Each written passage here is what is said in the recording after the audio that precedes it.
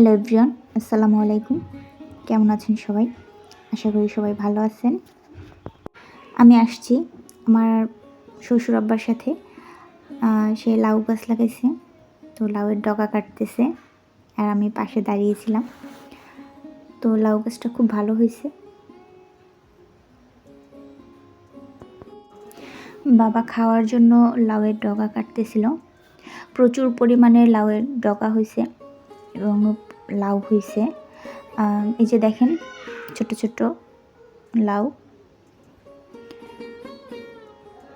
ওই যে একটা লাউ দেখা যেতেছে, এই যে একটা লাউ, এই একটা। বাবা আবার এই পাশে ঘুরে আসছে লাউয়ের ডগা কাটতে।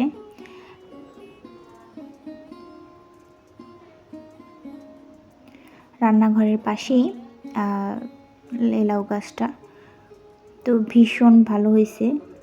অন্য পাশেরগুলো এত ভালো হয়নি। তো বাবা লাউয়ের ডগা কেটে কেটে দিচ্ছিল আর আমি নিচ্ছিলাম। তো এখন কাটা শেষ হয়েছে, আমি বলছিলাম যে আর কাটার দরকার নেই।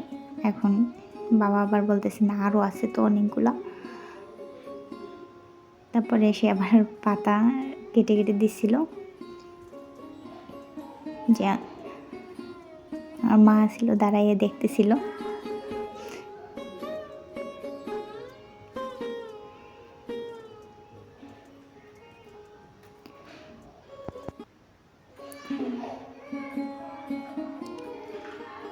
লাউ পাতাগুলো বেশ বড় বড়।